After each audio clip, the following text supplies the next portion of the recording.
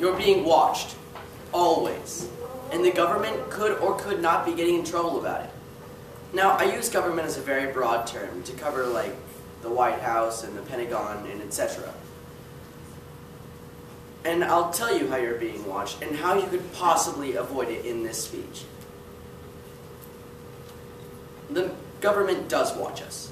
It's just a fact. The security cameras, Google Earth, everything. They just watch us. And the government can and will monitor your calls. Any call that you make over a cellular device, wired phone, it will be listened to, watched, monitored, tracked. The iCloud, that fancy little thing that iPhones have now, is pretty much like a giant library for the government. They could just go up there and look at your notes, your contacts, your texts, even your photos. And there's this little fancy IP address, which is a unique string of numbers separated by periods that identify each computer that's connected to the internet. They could track you directly and find out anywhere that you are as long as you're on a computer. And Google Earth. You know the little car that drives by? Well, it takes pictures. And those pictures could actually catch some people doing stuff. Now, the chances of it are slim, but they're still there.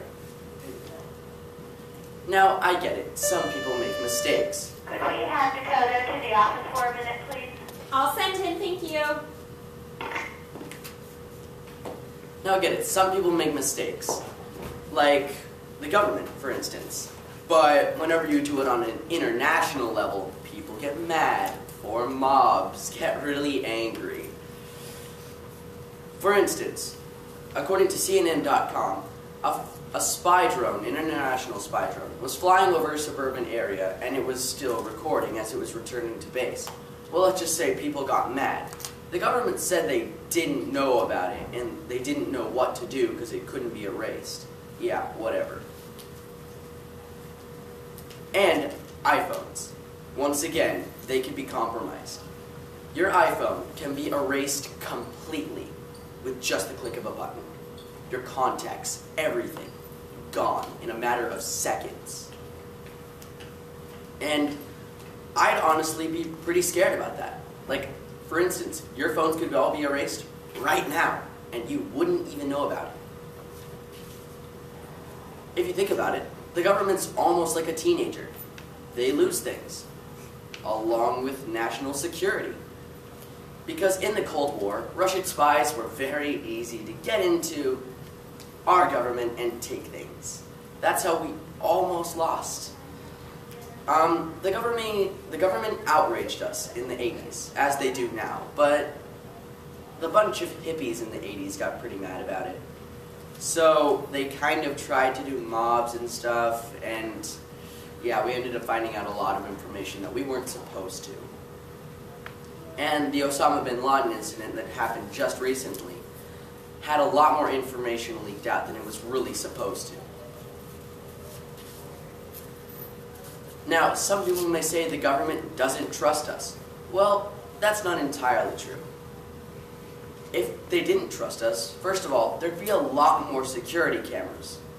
And we'd have less money because more money would be put into security. And if you ask me, we're not the most trustworthy people out there.